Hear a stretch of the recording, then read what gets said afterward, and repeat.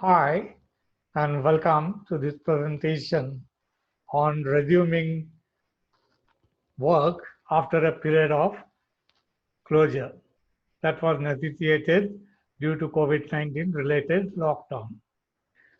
This is C.C. Bushnor, private investigator and a research professional. The purpose and scope of this log is regarding the safe reopening of industrial units. The COVID-19 crisis is exerting pressure on both the employers and employees due to the need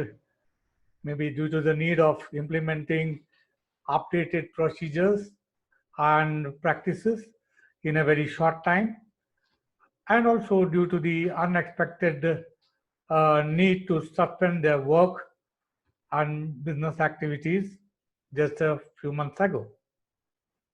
This presentation is tries to offer practical support for returning to routine at workplace with appropriate preventive measures that help to achieve a safe and healthy return to work while ensuring that physical distancing measures are adhered to and thereby contributing to the suppressing of the COVID-19 spread. To begin with, we have to make a risk assessment. Why a risk assessment is needed? The risk assessment will help prepare your organization for the possibility of an outbreak of COVID-19 in the workplace or surrounding.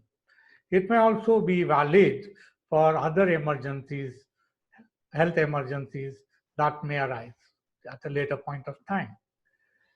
Everyone,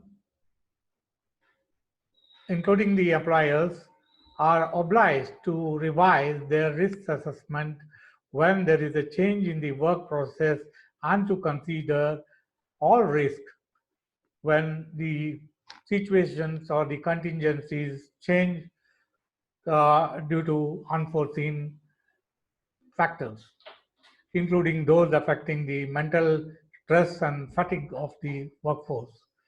Remember the importance of involving the workers and their representatives in the risk assessment. The risk assessment helps to basically prepare your organization for a possibility of an outbreak. It helps in prepare to streamline the workforce process.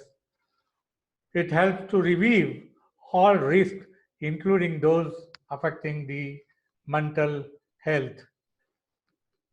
It helps to ensure engagement of your workers as well as your contractors about the plan and make sure they are aware of what they need to do and not to do under the plan.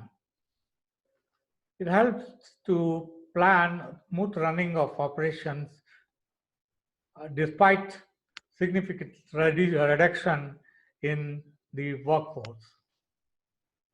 So before the commencing of shop floor activities, you have to consider whether the workforce be scaled down to maintain a minimal optimal strength. Update and follow the advice from health authorities. You can develop and agree a preparedness plan to prevent infection at your workplace. Prepare your workshop. You have to ensure and verify information and communication channels in advance with the key partners such as public health authorities from your district. You can also pre-order sufficient supply of raw materials, including tissues and hand sanitizers and PPEs that may be required in the course of time.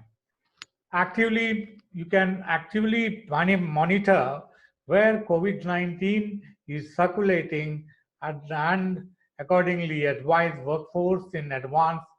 If they have any symptoms or feel unwell, they should not attend. So coming to the aspect of social distancing at work, keep the activity time of a process as short as possible. We can use back-to-back sitting arrangement or side-to-side sitting arrangement rather than face-to-face sitting arrangement or interacting arrangement wherever it is possible. We have to reduce the number of persons each employee comes across in the course of his routine work. We can have a fixed team of partnering so that each person works with only a few others in the establishment. Now coming to the point of arrival and departure from the workplace, you can arrange staggered arrival and departure times at work. You can limit the passengers in corporate vehicles. This could include leaving seats empty, open more entry points to the workplace using markings, and introduce one-way flow at entry and exit points.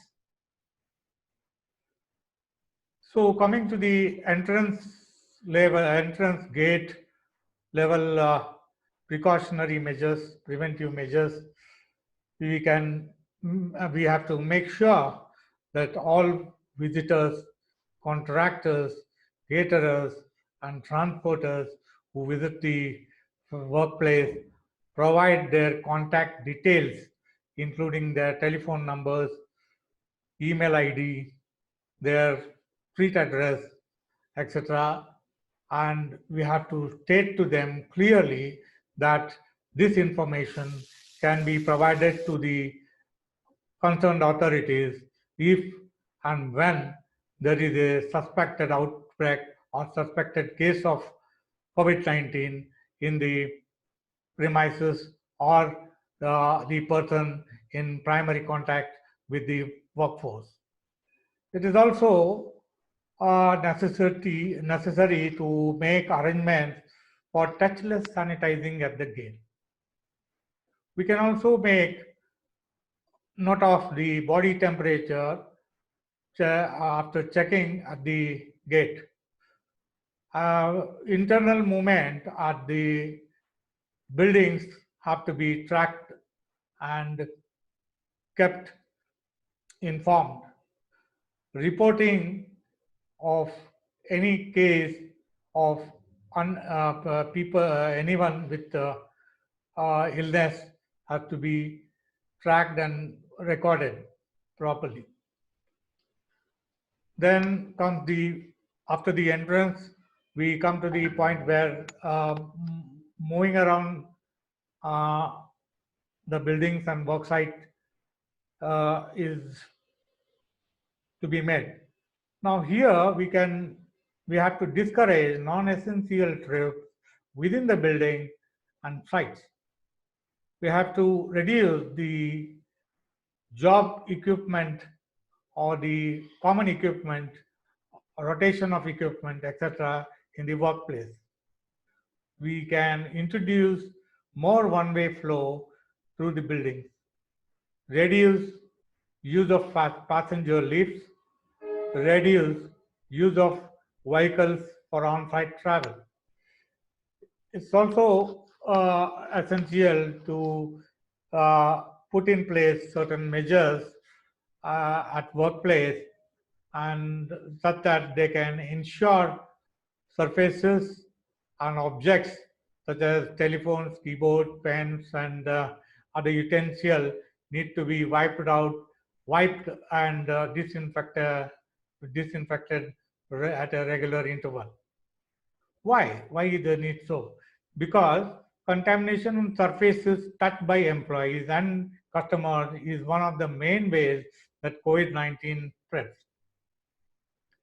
Now, coming to the point of promotion of hygiene, washing by employees, contractors, and customers, etc.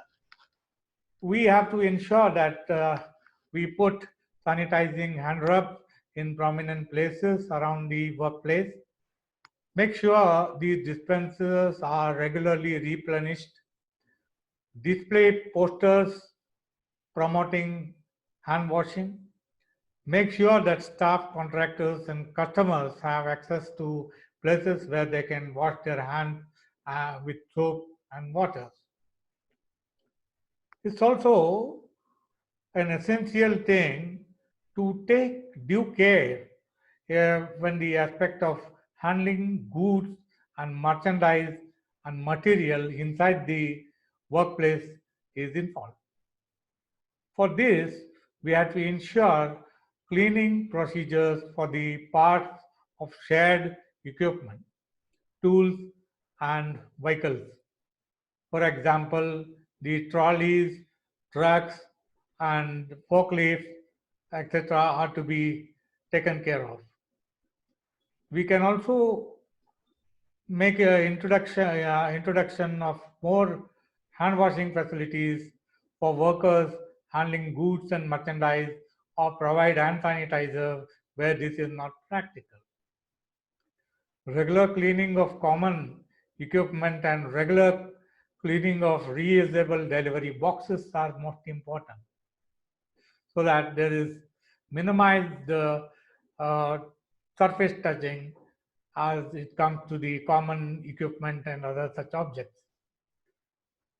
Care has also to be taken for the inbound and outbound material.